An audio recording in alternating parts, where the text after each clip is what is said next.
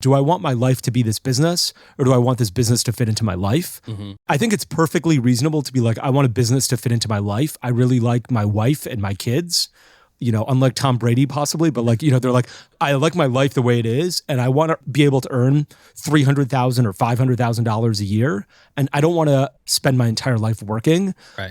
And so I'm building a business to fit into my life, and I think that's really easy. I think it's very easy to build a $5 million top line, $300,000 to $500,000 bottom line business in e-commerce in 12 to 18 months. You're making more than 98, maybe 99% of America at that point, and you have a great lifestyle, and you can afford that lifestyle. You're not going to be able to find private jets for, every time you want to travel. But if you're like, hey, I'm having a bachelor party once in my life, or I want to take my wife once on a honeymoon, you may be able to afford that private jet, and you're just like satisfied in every single way. Welcome to Season 2 of Limited Supply, the place for refreshingly real takes on what D2C is really like. We're your hosts, Nik and Moiz. Let's get into it and start making money. I love how Triple Whale is fixing data trust issues for direct-to-consumer brands. Better data equals better business. Want to scale to the moon? Use promo code SUPPLY15 to get 15% off when you sign up for Triple Whale at triplewhale.com. All right, we're back. Last episode of the season. I can't believe we've gone 2 seasons through. Yeah. And how long have we been doing this now? It's been... I guess it must have been half a year. 6 months, something like that. That's crazy. Yeah, it's been a lot of fun. Yeah. Hopefully the listeners like it. Yeah. We plan to continue season 3. Yes. And so we'll close out season 2 with a bang. So what are we getting into today? Something that's certainly geared towards people who are just starting out in e-commerce business. And I think this is one of the questions I get asked most often via email or via Twitter DMs. And I'm sure you get this asked as well, which is, how do you determine a product that you want to launch? Mm-hmm. Like, a lot of people are like, you know what, I want to make the leap into e-commerce, but I don't know what to launch. And so I'm not sure what I want to, how do you determine, or how do you think through products that you want to launch? So we're going to get into that. There's a Business of Fashion article that you had mentioned that you wanted to chat about in terms of some data analytics or customer data analytics. Very little on the lightning round, and then we're going to go to favorite startups and favorite CRO, and we're going to get to a Twitter question as well. So a bunch packed in today. Awesome. So let's start with, should we start with how to determine what product to launch? Yeah, that sounds great. All right. I personally love finding ideas within problems that already exist, whether that is, I have a hard time sleeping, I'll start looking into what are options there that are not widely accessible or that would help me sleep. Yeah. Or I can't figure out how to stop sweating, and so let's make a deodorant. Yeah. Basically problem solution led. Yeah. But at the same time, I think there's also a whole other angle of like, is there even margin in this thing? What's the plan of like getting the first million or the first 10 million? Yeah. And I think a lot of people tend to forget that part, which is, what is the addressable market before you go all in, and what are the margins like before you go all in?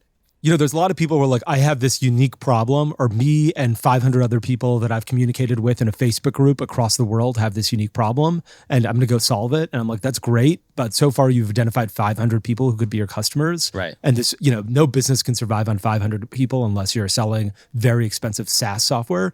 And so I think that's absolutely right. You probably need to do both, which is, 1, identify a problem that you think that there's a hole in the market for, and 2, understand how big is that market? Like, is that a real viable business? And at what scale do you want to build that business? Yeah. Let's talk about it through you first. I guess, when you went to Long Weekend, it wasn't necessarily something you started. It was something you acquired. What attracted you to Long Weekend? And give everyone a little bit of context about what Long Weekend is in case they just started listening to this. So Long Weekend is a plastic-free personal care brand that we bought from Pila earlier this year. We've talked about it on the pod. We bought it, and basically our goal was, we have Sharma Brands, which we do a bunch of brand launches and scaling a bunch of stuff. Let's take that and apply that to a brand that we own ourselves.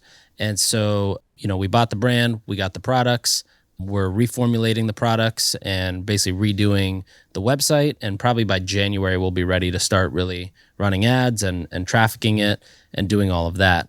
So what attracted me to Long Weekend in the first place was, 1, was the product worked according to all the customers that were trying it. It had a good community or a good base of customers, and they were products that had good margins to them as well. Margins are so important. Let me start with, I'll tell you how I think about businesses when I'm getting into it. Today, I'll think about a really specific question before I go on, which is, mentioned this on Twitter recently, which is, do I want my life to be this business or do I want this business to fit into my life? Mm-hmm. I think it's perfectly reasonable to be like, I want a business to fit into my life. I really like my wife and my kids, unlike Tom Brady possibly, but like, they're like, I like my life the way it is. And I want to be able to earn $300,000 or $500,000 a year. And I don't want to spend my entire life working. Right. And so I'm building a business to fit into my life. And I think that's really easy. I think it's very easy to build a $5 million top line, $300,000 to $500,000 bottom line business in e-commerce in 12 to 18 months. You're making more than 98, maybe 99% of America at that point. And you have a great lifestyle and you can afford that lifestyle. You're not going to be able to find private jets for, every time you want to travel. But if you're like, hey, I'm having a bachelor party once in my life, or I want to take my wife once on a honeymoon, you may be able to afford that private jet. And you're just like satisfied in every single way. So I think that's the first question I ask, which is how big do I want this business to get and how much of my life? What's the end result you're looking for? Yeah, how much of my life do I want it to eat up? But like, let's say you've answered that question. You can answer that question either way. This is the way I think about it next. Is one, generally in businesses that I've created, I've been focused on businesses that can get customers over and over again. One of the things that I wouldn't want to sell is like a lamp because, someone buys a lamp or maybe they buy 2 lamps from your website for their end tables in their house. And that's it. They're never going to buy another lamp from you. This thing is never going to go, when was the last time a lamp broke? I've never seen a lamp break. A bulb breaks, but lamps don't. So you acquire that customer once and that's it for the life of that person. And I think that's really tough when it comes to the way that we advertise, which is through social media or Google or YouTube. You need that repeat purchase rate. And I think even other brands like BMW is now selling you a thing where they're like subscribe and you can get your car seats ventilated and heated, right? You can get it heated out of the box, but if you want to get them ventilated, you have to pay $9 a month. Like everyone wants that subscription or repeat customer revenue, even the BMWs of the world that are selling that have a $75,000 AOV. Right. So one is I want to get into products where people will buy again and again. For a long time, I thought that was just like CPG, which is, whether it be deodorants or whether it be toothpaste or body wash or whatever it is. Now I widen my breadth of things that I would consider into apparel and shoes. If you really love a brand, you're likely to buy from that brand more than once. Like, if you love 10,000 or Big Favorite or whatever clothing that you buy, you're likely to buy more than one shirt from there. And what I really love about apparel, when you're doing deodorants, one of the reasons we came out with Seasonal Scents with native deodorant was because I was like, look, if we try and get influencers to talk about native, what are they going to talk about every month? Right. What are they going to say? Here's a deodorant. I got another stick of deodorant. Well, congratulations. Nobody gives a shit. Yeah. And so I was like, we need to create something that creates excitement amongst these consumers. And I was like, the way we're going to do that is new scents, and seasonal scents are perfect. It's not too taxing on the business because we're not doing this every day. And it's like the right amount of cadence for influencers to talk about us. My previous business was this liquor business, and we tried to feature a new liquor and then 3 new liquors every single day. That got really taxing because we basically had to research and think about and curate 3 different products on a daily basis. First, it was like every other day. Then it was 3 days a week. Then it was 5 days a week. Then it was 7 days a week. Then we were like, okay, we need to do 3 a day. It got to be a lot of work trying to curate and bring new products to life on a daily basis. Right. But on a quarterly basis, it's much easier. And I feel like apparel does that really well. Like, you've got a fall and a winter and a summer. Yeah, exactly. Exactly. Outdoor Voices has different clothing for the winter than it does during the summer. Right. That's a product where people will buy again and again. And it's not necessary that they consume it, but there's reasons to talk about the product over and over again, whether it be colors or seasons, or like, now I'm setting a sweater as opposed to a t-shirt.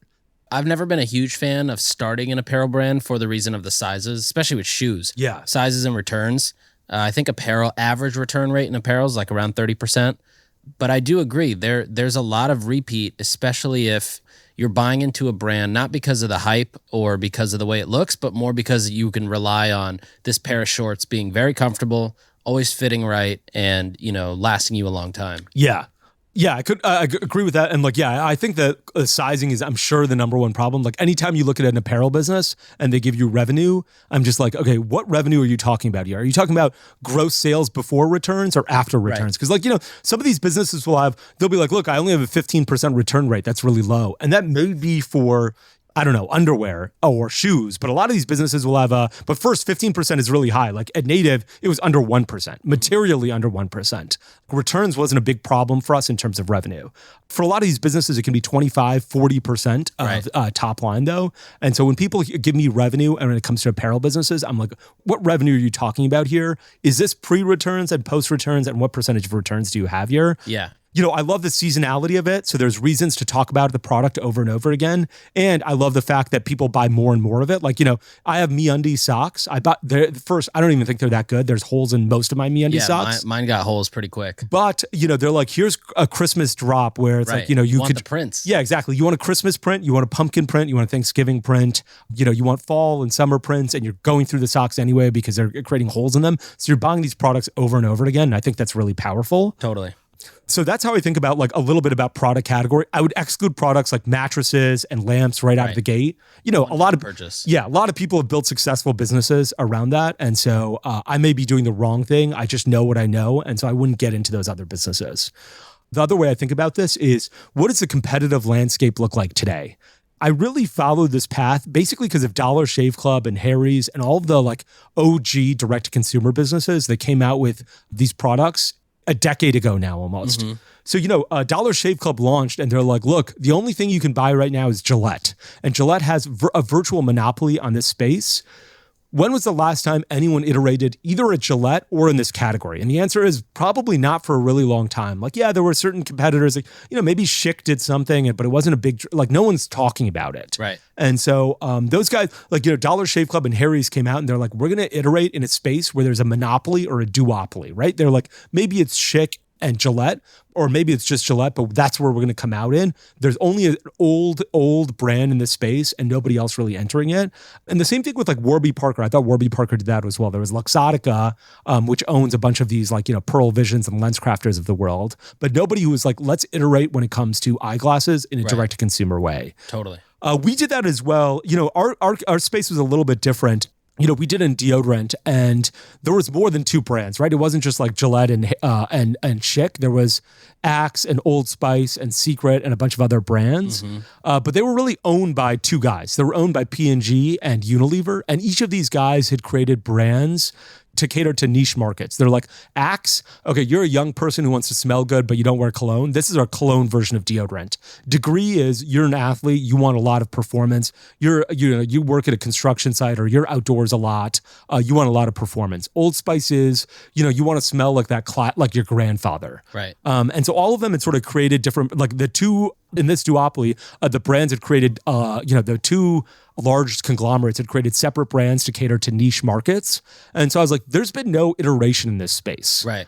Yeah, there's Degree has come out with, Degree 72-hour antiperspirant, but who gives a shit about that? Right. Like, nobody's thinking about it that way. And that's the other thing that I liked is there's very few competitors in the space, and the competitors that exist are old school players. You can kind of predict how fast they'll change or innovate or move. Yeah, they'll move by the time they will not move until you're a $30 to $50 million a year business. And by that time, you're a real business that's generating enough EBITDA where you're like, look, yeah, P&G needs to support billions of dollars of top line. If you get $1 million in EBITDA, you probably have a very good life. Yeah. And the other guys who did this really well were Magic Spoon. They're like, look, who's been in the cereal space? General Mills, Post, and Kellogg. Nobody has created anything that's new looking and along. Like, we're still eating the same cereals that we ate when we were growing up. Right. Rice Krispies and Golden Grams and Special K Lucky and Honey Charms. Bunches of Notes. There's been no iteration in the cereal aisle, which commands a large, dollar spend when it comes to huge amount sales. of real estate too. Yeah, and a huge amount of real estate as well. And so they're like, let's come out with new branding and a new angle of being a healthier cereal and cater to people. And I thought they did a wonderful job. The places where this is hard is where there's already a lot of competitors. When my first thought is beverage. Yeah, beverage is super hard Right. Because they're like those guys are trying all the time, right? Like bubbly, they're like, let's roll out with a new Coca-Cola and see if it can get any traction. Right, and they have insane budgets.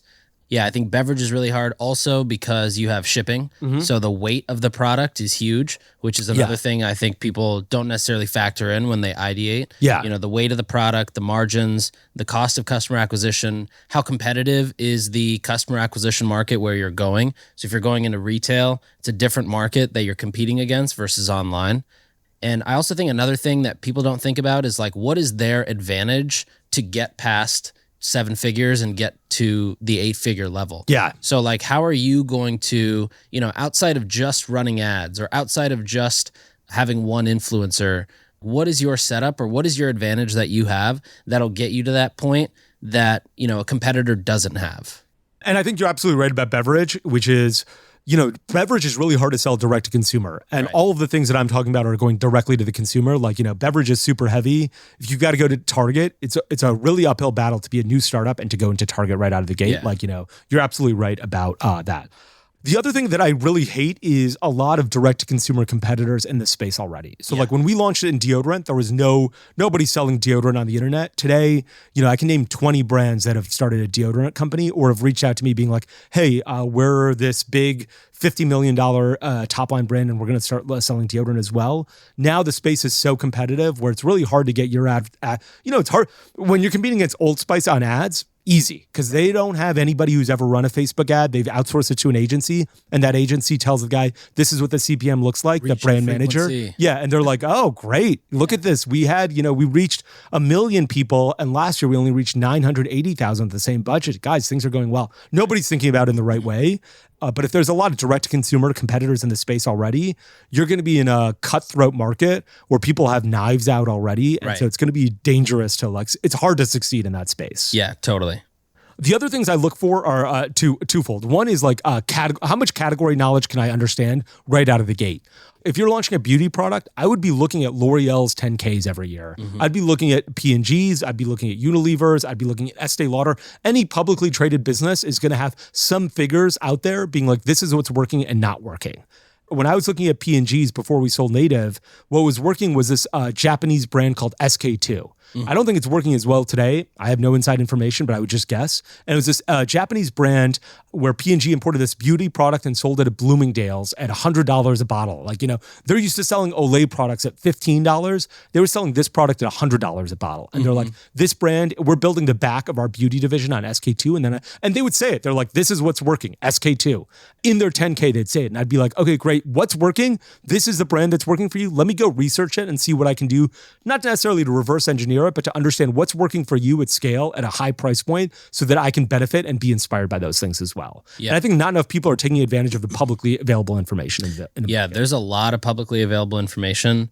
One other thought I just had too is like, there's a much easier path to do this too, which is you go buy a business, kind of like with Long Weekend. Yeah. You buy something that exists, you find a way to finance it creatively, and then you kind of become an entrepreneur of that business now with somewhat of a base, some kind of social proof, and build on top. And there's actually, I don't know if you check out MicroAcquire. Yeah. But there's so many. I'm an investor in MicroAcquire. Yeah, there's so many businesses on MicroAcquire that are so ripe for buying a subscription box or buying a pet brand and just doing all the things that you would to a brand if you launched it, except now you have a base of customers to start with. That is a great way. I feel like a lot of people don't have the ability to get as creative as you do. And they don't have the credibility for someone like Pila to be like, yeah, okay, I'll sell you this brand and assume you'll pay me back. Because I think you told me a while ago where you're like, I have to pay them back a percentage of sales over time in order to pay back for their inventory costs. Most people will not have the credibility to call somebody up and be like, I want to get this brand for free, or like even a creative financing. I think you're an exception to that rule, but I do think that's super powerful. Like the way you did it was phenomenal. Right. And I think you're right. There's also there's fantastic moats like, brand that's leading in Amazon or like number 2 in a space in Amazon that has a lot of great reviews and that's been managed by somebody who's like thinking about it as this business fits into my life. And you're like, I'm ready to make this business not fit into my life, but my life to fit into this business. That's also super powerful. So I think the category knowledge from publicly traded companies is really important. I also think about this way from valuations. Like, if you're a shoe business, you should understand what is Nike's valuation compared to its revenue and profit. That's going to help you understand. If you're Allbirds, you're going to be like, what is Nike's valuation compared to revenue? Right. If you're a deodorant business, you want to understand what is P&G's valuation compared to its profit. If you're an underwear brand, you want to understand what is Hanes's valuation compared to its revenue and profit. And that's all publicly available information. When people are acquiring you or funding you or all of that kind of stuff, that's going to be something that comes to mind, right? Like nobody's like, you know what? We traded 10 times our revenue. We're going to value you at 1,000 times revenue. Right. Like that just doesn't happen. Right. Because this is the world that they understand. They're like, look, for every dollar of revenue we get a 10x valuation. For every dollar of profit we get a 20x valuation. That is going to inform their decision when it comes to valuations and fundraising, especially in later stages. And so I think people should look at those numbers as well and like pay attention to that when they're deciding what category to get into. Yeah, totally agreed. So that's sort of how I think about categories and businesses to start.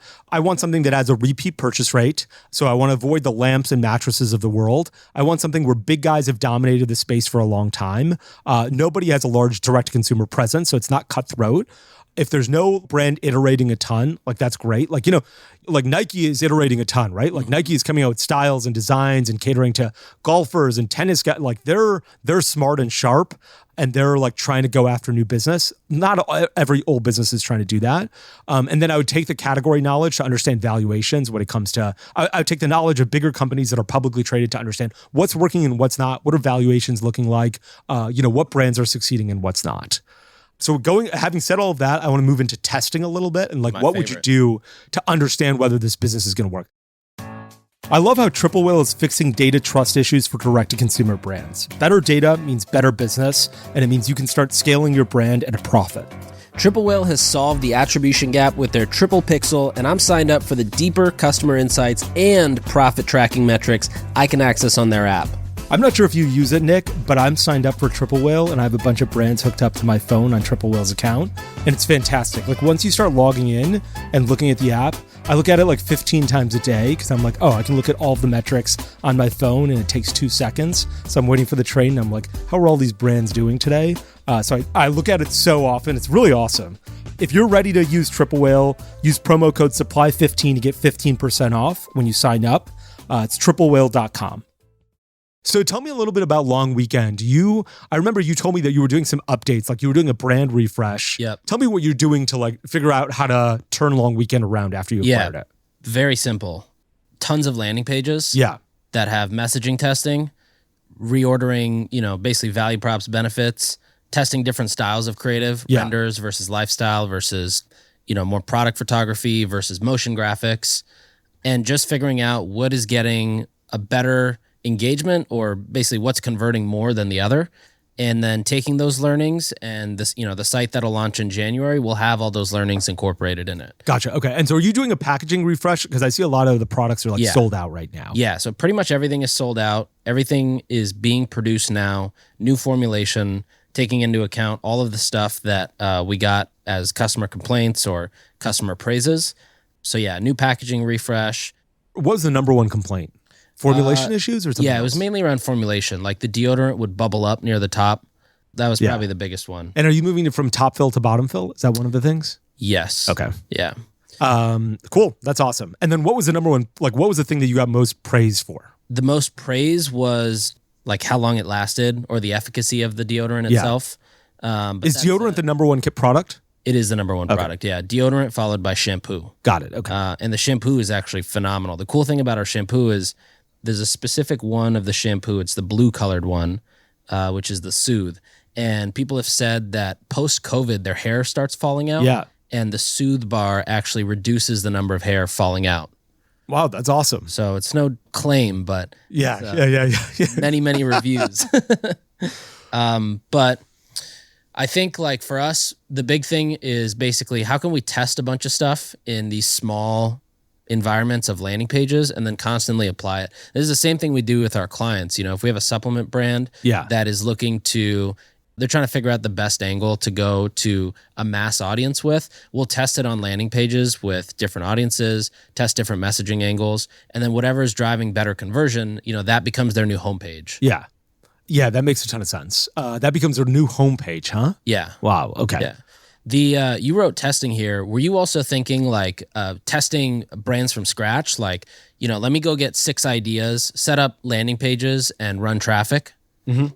Yeah, that's something exactly that I think more people should do. In fact, I also think like there's another business I want to buy. And one thing I want to do is commit like 10 grand to just testing with landing pages and seeing if there's something there before we go ahead and decide it. Yeah.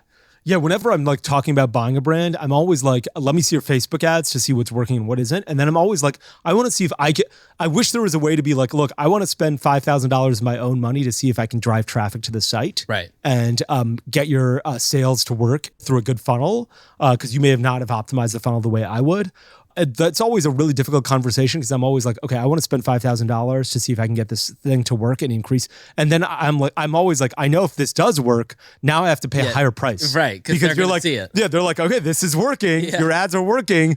Now, guess what? We're going to do this ad. Yeah. We're like, you've done the work for us. So now we're going to, take this marketing strategy and go to the moon. And, you got to pay us a higher price. Yeah. Thanks for the $5,000. Yeah. Thanks for the $5,000 and the strategy and all the thought you put behind it. We're good. See you later. Yeah. And so I think never get to that. You should quickly touch on how you tested this for native because the story of the fonts and the colors. Yeah. I'll tell you both native and with Kettle. Like the other guy I think did a really good job of this is Kettle and Fire. And I'll tell you the Kettle and Fire story because that's faster, which is like Justin, he told me the story where he's like, look, we launched a Kettle and Fire landing page.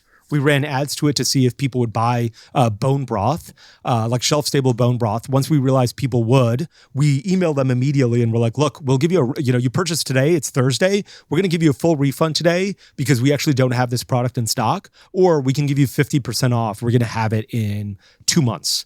And a bunch of people would take, at least that way you find two things. One is you're not getting pre-order bullshit information, which is like, what's your CAC? Well, guess what? Pre-orders, your CAC is 10x what it should be. Yeah, way higher. Get rid of that shit. Just sell it and then refund the guy right away.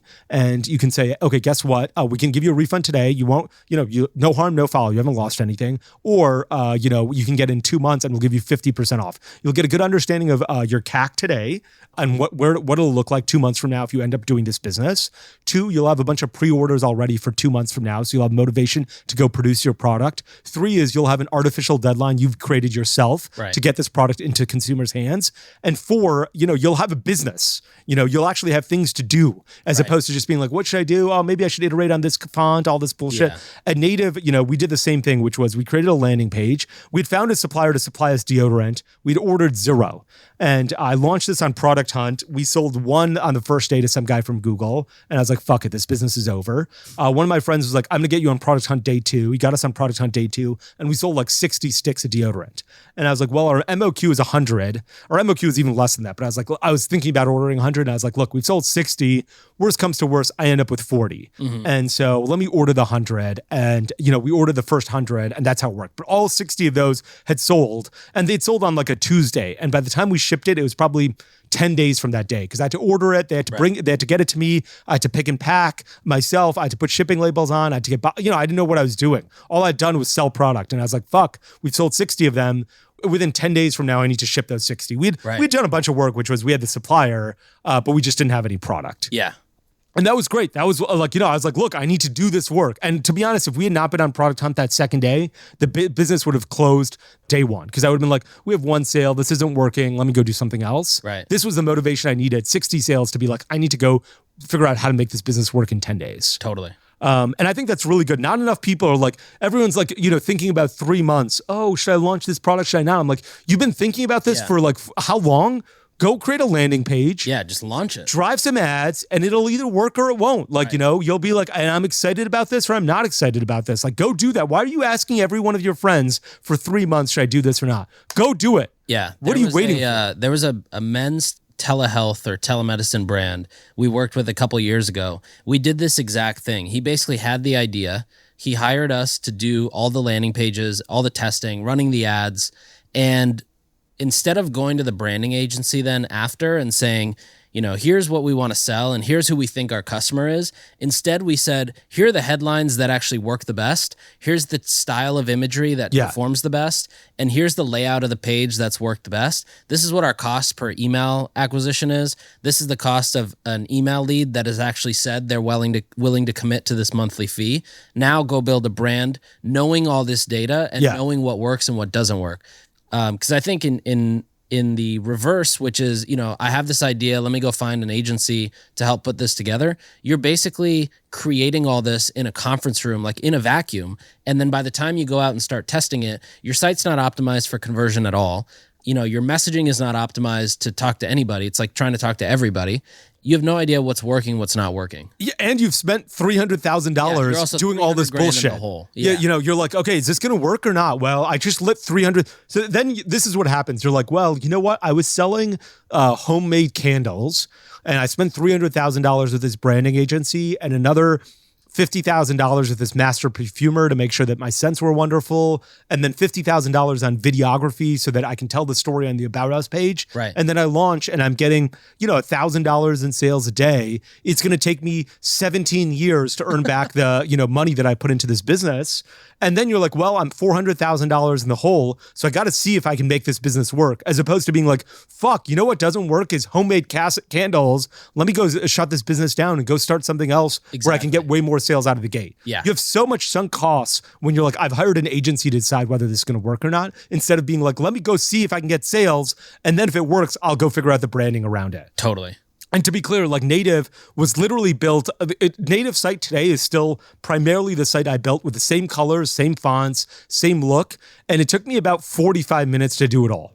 And, the way I thought about it is, look, I can get 60 to 80% of the way there on my own. And the way I can get there is just copying the way other sites look, and they look nice enough. Like, I can copy someone's font and I can copy someone's colors. And they probably had Red Antler spend $500,000 doing a study to determine what's the best color for an add to cart button versus your logo. And I'm going to copy those exact same colors. That's one thing I think people don't do enough is just think about who is already spending 5 or 6 figures a month in conversion rate optimization and just copy it. Yeah, follow that site all the time and be like, what did they change? Because they ran an A/B test last month. Right. They made this minor change and it improved their conversion rate. Go do what they're doing. Another easy one is going to the Facebook ads library and looking at what 80% of the ads are. Yeah. That's working. Yeah. The other 20% is experimental.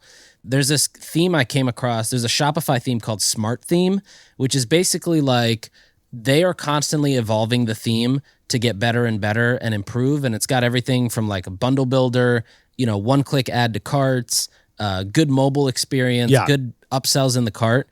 And I think it's quite cheap. It's like a couple $100 a month, and you get all of this in versus, having to pay an agency to do it or paying developers to constantly add this in. Yeah. But yeah, there's so many tools out there and so many little resources. You just have to know how to find them. Yeah.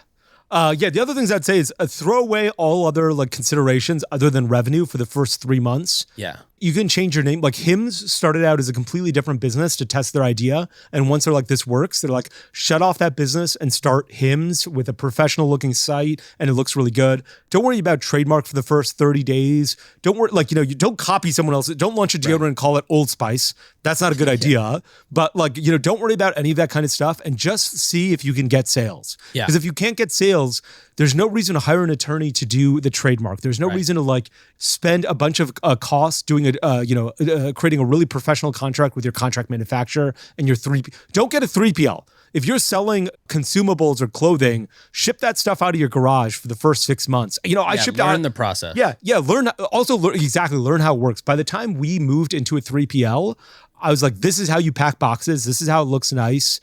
These are the costs of our boxes, and this is how we're going to optimize it. Because I'd weighed the boxes, and I was like, this is why, this box weighs 3 ounces as opposed to 2.2 ounces. And if it weighed 2.2 ounces, our product would weigh 1 ounce less, and we'd save 5 cents on, we'd save 5 cents on packaging and 10 cents on postage on every single package. You need to know the business that well. Yeah, I think the same actually goes even for media buying. Yeah. I think a lot of people try to just outsource ads from days, -2, instead of actually learning how the platform works and what inputs need to be in there for the output to be the output you're looking for. And they just say, oh, here, take, hey, agency, we're going to hire you to run our ads, and here's our assets. And then, a month later, why isn't this working? Oh, our agency sucks, or Facebook doesn't work. And it's like, no, it does work. You have no context on what it takes for it to work properly. And you don't know how to vet an agency because you're imagine going to a doctor and being like, okay, this doctor is going to perform heart surgery. Let me talk to him and see how good he is at heart surgery. Guess what? Having never done it yourself, you're probably not going to be able to vet and determine who the best heart surgeon is. Instead of spending $300,000 on a branding agency, spend $500 running Facebook ads and spend $20 a day for 30 days or 25 days and figure out what works and what doesn't work. Yeah. What has a higher click-through rate? What are people responding with? What are the comments on those ads? Like, get your hands dirty and do that before you get the product. Like, I was talking to this one guy recently and he's about to launch a product in like 3 months. And he's like, what should I do to get ready? I was like, you should be selling that product today. What should you do? You don't want to launch to crickets. Like, one of the things that makes me upset and makes me want to quit a business is when there's no sales right out of the gate. Mm-hmm. Like, I want to pre-order so that I want to sell products so that by the time we get it in, it feels like we're doing something. Right. You don't want to launch to crickets because you lose a lot of momentum and it's hard to get that momentum back. And it's really hard every night to go to sleep and be like, we got 1 order or 0 orders today, and tomorrow I got to come at this with a lot of energy. Well, what's a lot better is before you get any product in, spend a bunch of time being like, this is the funnel that's working. These are the conversion rate up. These are the product changes I need to make so that when you do have product in stock, you can be like, now things are moving and there's a little momentum to build on, as opposed to being like, I got to push this rock from the bottom of the hill all the way to the top, right. As opposed to being like, it's already rolling. I just need to give it more juice. Pushing it. Yeah. Okay, I think that's a great, anything else you want to add? I think this is how we determine it. Okay, so basically consumables or durables that have a repeat purchase rate, something where a category where things have not people have not iterated on for a long time. There's so many categories like this. Yeah, tons. And I think the best way to find it bug spray. Who's doing bug spray? Kids have bug spray. Literally SC Johnson that owns that category. Yeah, there's so many opportunities to find things. I think even just like walking in a store and just looking at, okay, where, has this changed or has this just stayed the same forever? Yeah. That's one good test. The other one is just, where do you get annoyed throughout your day? Definitely. Take a picture of it and document it. Yeah. Yeah, if you take my family to Target, we might buy one thing, like we might buy a bottle of water and the 4 of us, or like 5 of us will go through there and spend an hour and a half, like looking through the beauty section and being like, look at the new packaging on this guy. Yeah. Or like, look at how many facings this guy has. That's another, go to a retail store, see how many facings a brand has. Like if you look at what Native started out with, which was like 5 facings and now has 40, that's a brand that's doing well. Right. Go find out other brands that are doing well and being like, can I figure out a product that fits within this niche that I can iterate on? Like, look at facings, look at packaging, look at what stands out, look at what, Target is investing in. Like, if you go to a bunch of Targets today, they have a section called Men's World now, where they're like, we're spending a lot of money on men's beauty products and hair care products. And like they have strikes, men's makeup that they never had before. Yeah. Is that a legitimate category? And it may be too early to tell. I'm not sure. But those are the things that you should look at as opposed to just sitting in a room, asking friends and hiring agencies, which never work. Totally. Okay. Lightning round. There are only 2 things I wanted to discuss. Direct-to-consumer brands are still being crushed when it comes to online sales or when it comes to publicly traded valuations. I always look at Grove because I love that business and it is getting crushed. It is now a $60 million business. You love shitting. To be honest, I love the business. I wish it was doing better and I'm not sure why it's not doing better. Like, I don't have the internal understandings of that, but like, it's a beautiful packaging. When I go to Target, I'm like, this is a gorgeous brand. This is a brand where I'm like, I'm not ashamed to buy the name brand of I wouldn't want to buy Dwayne Reed's hand soap. Right. I would want to buy Grove hand soap or Thrive hand soap. And I don't know why the brand isn't doing well, but it is getting hurt.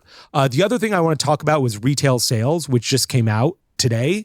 For the month of November, basically retail sales are kind of flat when it looks to inflation, but not good, not as well as people expected. And so there's a big downturn in the market today. Like the Dow was down 900 points when we started recording this. I feel like this always happens. Between Fed meetings, everyone's like, Fed has got a good handle on inflation now. Fed is going to stop raising interest rates. We're not going to get to recession. And then the Fed comes out and is like, look, we want inflation at 2%. It's at 7%. 7% is still really high. You think that it's over. The battle is not over. $1 a year ago is now worth 93 cents. Right. That is a lot of purchasing power degradation in 12 months. This battle is not over.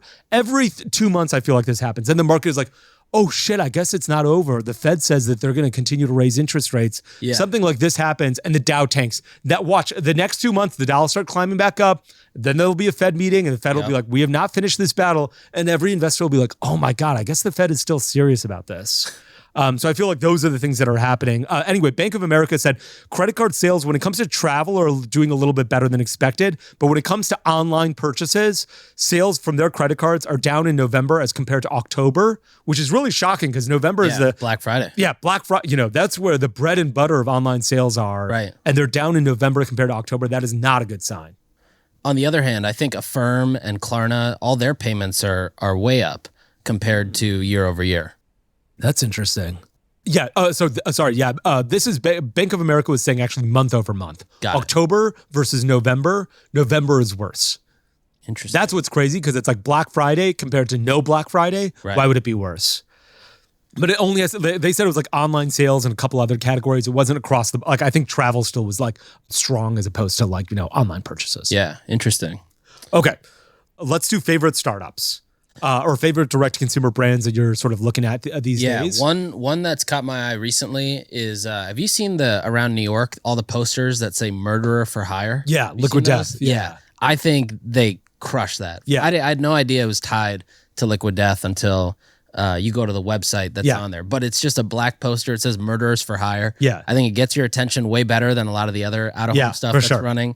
You're not going to go online and buy a case of Liquid Death right away, but next time I'm in Whole Foods needing to get a water, I'm going to buy a Liquid Death instead of an Essentia. Really amazing that these guys have been like, there is room in the bottled water category to innovate. Everyone's been trying to do this for 50, not 50 years. I mean, there's like 3,000 new water companies that start every year. Minimum. Yeah. And that was 5 years ago. It's probably 3,500 at this point. Yeah, it is insane. They've been able to continue cutting through the noise. Absolutely incredible. Okay, I'm going to mention this brand called Bespoke Post, which you may have heard of already. It's been around for a decade. I'm not an investor, but I know the guys who started it. They had this incredible story where they were in an incubator and they were launching some like SaaS platform. And the night before demo day, they're like, okay, this SaaS idea is terrible. We're going to pivot. And so then they're just like, we're creating Bespoke Post. And a decade later, they're still working on the brand. And it's basically men's amazing gifts. And I've gotten a few packages from there that I've purchased that I've not been gifted. And they're fantastic. One was like these fun, Simply glasses that sit on their side and twirl around. Yeah. A great brand. I really love it. They do a great job of like men's curation. And I feel like it's so hard to buy men's gifts. Yeah. No guy knows what they want. Yeah, exactly. Perfect. And these are great gifts that are like interesting and curated and not where you're like, okay, this is going to sit in my closet. And when I move, I'm going to be like, why did I get this? I should throw it away. Mm-hmm. More interesting than that. Like you will use them once a month, which is fantastic. Right. Okay, favorite CRO. I'm going to mention two brands because I just looked at them both recently. One is, and we might have mentioned this before, which is the Harry's add-on item, which is like a mystery item. I linked it for you here, Nick, so you can see what it looks like. Yep. And it's basically like when you're at the checkout page, they're like, hey, here's a $10, get a mystery item for $10. We're not going to tell you what it is, but it'll be worth more than $10. So they're like, look, we get to get rid of inventory that we don't want. Yep. And you're like, I get value. And they're like, we also don't have to degrade the price because if you have like an SPF product that costs $15, we're not going to include that because that would make you feel like shit because you paid $15 for one and $10 for another. But they get to maintain their brand integrity. You don't know what it is. They get to move inventory. I think it's a really good idea. It's also just an easy, like from a development standpoint, mystery box is much easier than trying to decide, okay, if this person has X in their cart, we should show Y as the Excel. Yeah, definitely. Yeah. The other people who do this, and I know this because I just purchased this from them, is McDonald's. Yeah. Like if you're purchasing a cup of coffee, they're like, why not go with one of these other items? Fries, a Big Mac, or there was like a milkshake on there. Yeah. And I was like, I personally want all of them, but we're shooting this podcast. But they also do an upsell on the way to checkout from their like kiosks. McDonald's is really like, they're the first restaurant. Insanely advanced. Yeah, I'm like, holy. So advanced. It's McDonald's so good. And Domino's. Yeah. Two companies that I think innovate kind of under the radar. Like nobody really talks about it because it's McDonald's and Domino's, but their innovation has constantly made it more convenient to use them as your restaurant of choice over their competitor. And it wins people over all the time. It's really incredible. Like, I every time I go to McDonald's now, I never interact with person. You just order at a kiosk and they shout a number and you're like, great, my food is here. Right. And you want to make custom, it's really easy. That interface of ordering is fantastic. Like it doesn't crash. Yeah. You can do customizations. You can be like, I don't want pickles. I want creamer and I want this type of creamer in my coffee. And I want it to be like, I want 2 creamers, not one. It's not just some shitty app. They're like jitterbug friendly. Yeah, it's jitterbug friendly. And it's really incredible that they were able to figure that out. Yeah. So for some of the CRO ones that I was going to write, I'm just going to combine it with that Business of Fashion article because I don't think there's a lot in there. Yes. So I went through basically the top 4 checkout flows that they mentioned, which was Nordstrom, Adidas, American Eagle, and JCPenney. So I think most of them are the same. It looks like they operate on like a Salesforce Commerce Cloud or Adobe Commerce. So a few things that I think they did really well. So one was Nordstrom has next to your size when you're choosing a shirt, next to the size, it says only a few left. And so it just kind of adds that urgency. When you add something to the cart, it pops up with a module for upselling products that say specifically call out stocking stuffers.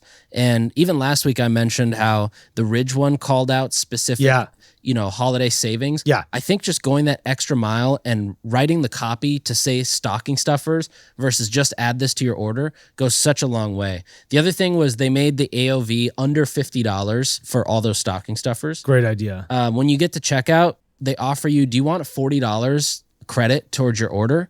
And obviously everybody wants to say yes. Yeah. You just sign up for their credit card. The last thing with Nordstrom, which was also the same for Adidas, was they both have single page checkout. So Shopify has this multi-step checkout. Yeah. They have a single page checkout. On the Adidas PDP, they have a thing that's next to where you're choosing your size. It says 115 people bought this in the last 24 hours. So kind of like adding that social proof. Yeah. Airlines do this too. If you buy a flight with Delta, it'll say, do you want to buy the insurance? Here are all the benefits with insurance. And you can say, yes, protect my insurance, or, yes. And next to the yes, it'll say, 26,534 people also Purchase opted in insurance to get insurance. Yeah. And then right below that, it's like, no, I want to lose my money forever. Something like that. So that I think helps. And then the other one for Adidas, which is interesting, when you add a product to cart, so not even getting to the checkout, but right when you add, it says, hey, do you want to get fast, unlimited, free shipping forever? Yeah. Of course it's yes. Yeah. And all you have to do is sign up to be a member, which is free. So now you're putting your email in, you're kind of creating an account, which somewhat puts your foot into the door. And worst comes to worst, they now know where to find you again. Is single page checkout better than multi-page checkout? I never I imagine Shopify has tested that and figured it out, but I always thought single page was better. I personally like single page. Yeah. I think with Shop Pay, you kind of get the single page experience. But yeah, I'm not 100% sure. The last one that I think was really interesting was JCPenney. So they're running a site-wide sale right now, 30% off the entire site. Uh-huh. But they'll have a pop-up that says, hey, do you want to apply 30% off to your whole order? If yes, you click this big red button that says apply 30%. And it's like, you could have read that in the ad. You could have read that in the notification bar at the top. But now clicking that button, you're like, fuck yeah, I'm getting 30% off. Yeah. I'm buying, 6 more things that I needed. Yeah, I always wondered whether letting people apply a coupon code versus a link automatically applying the coupon code was better. And to be honest, I frankly have not tested this and I'm a little embarrassed about that. But when people apply a coupon code and they see that they're like, I was going to pay $20 and now I have to pay $14. I'm like, I feel good about it. When I find a coupon code and I apply it, I'm like, yeah, baby. Yeah, it's a win. Yeah. It feels like a win. And I'm not sure if that feeling of applying a coupon code isn't worth something. Like the auto apply makes life easier for you, but I'm not sure if the feeling doesn't improve conversion rates. I've found that better than just an automatic site-wide code. And Shopify lets you do this with permalinks, you can go to any page on the site and the discount will be applied when you get to checkout. But seeing the discount code there and seeing the dollars that's being taken off, it's psychologically bigger than just an automatic discount that's applied. Yeah. Couldn't agree more with that. That's awesome. Okay. Should we wrap it up with the Twitter question? Or was there more? Okay. Let's wrap it up. Somebody asked us on Twitter, what are the most important first 3 hires for a direct-to-consumer business, and what point do they become necessary? What do you think? Well, one, I think it depends on what you're good at, as a founder, right? Because you're not at that stage, I'm not working on the business. You're working in the business. And so you have to see what you're good at and what you're not good at. For me personally, I would say, I would want to hire a growth person, somebody whose entire full-time job is just A/B testing, cranking out new creative, testing things, seeing what works, optimizing what works, and then applying it. The second one would be like a product and ops person, somebody who's making sure that when the product is ready, there's a truck that arrives and the product gets on the truck and it arrives at a 3PL, it gets checked in properly. Yeah. The third one is probably customer service or just customer experience as a whole. And then, I think from there, then you can start to hire underneath those 3. But I would say those are probably the 3 that I think of. What we did at Native, I think, was the first 3 were all customer service people. But I think that in operations, like, for me, it was definitely customer service because I think that it's really important for you as a founder to do it as long as you can to understand what the problems are. So if you're getting under 50 tickets a day, you should be doing all the customer service. Or certainly under 30 tickets a day. If you're getting north of 100, I can understand hiring somebody. And so generally, I think that like once you get to 100, north of 50 tickets or 100 tickets, or depending on how complicated they are, you need a CS person. Yeah. I think an operations person can help at some point, like early on as well, because you probably just don't have enough time to optimize. Like an operations person should be able to pay their own salary when it comes to cost savings. Yep. They're optimizing freight. They're pushing suppliers on, costs. They are dealing with, the credit card agencies and trying to bring rates down. They're finding, issues with logistics that they can save money on. They're finding a new 3PL or more nodes to a 3PL. And so I think that like an operations person can pay for themselves. And I think the last person is probably like a jack of all trades to help you in a bunch of ways. Like for me, it was, I needed help thinking about emails and double checking before we sent out an email. Did I make any typos? Did I spell native correctly, or did I accidentally, spell it naive, which was a real worry for me because I was like, wow, I'm going to send out an email that says naive, and people are going to be like, I must be naive for paying $12 for deodorant. And so, somebody who can help you when it comes to that, somebody who can help you think about operations and new product categories and either do CRO if you need it or think about the actual product that you're selling if you need it. And so I think those are the first 3 people that I would hire, depending on like how much scale I was getting and how fast I was getting it. Totally. Awesome. Okay. That's a wrap for the season. Yeah. Glad we could finish it in person too. Yeah, me too. Gotta do this more. Yeah, we should. Yeah, the in-person ones are awesome. So much more fun. Hope you guys had a wonderful Q4, both a Merry Christmas and like a lucrative Christmas. Happy Hanukkah. We're excited to dig into, January sales and January e-commerce tips. Like, I find this so trite, but always New Year, New You works. I'm not sure it is the how many Super years Bowl of wellness. Yeah, I'm not sure how many years people are like, I feel the same way where I'm like, you know what? It's 2023 and I need to do all my resolutions for 2022 this year now. Yeah. And so, keep at it. There's a bunch of stuff that we're going to be talking about in January. We're going to have a few more guests on in season 3 as well. So super excited about it. Awesome. We'll see you in season 3. All right. Thanks for tuning in. We'll be back next time to cut through the noise in CPG, retail, and e-commerce. And if you enjoyed this episode, then why not share it with a friend? And be sure to subscribe wherever you listen so you don't miss the next one.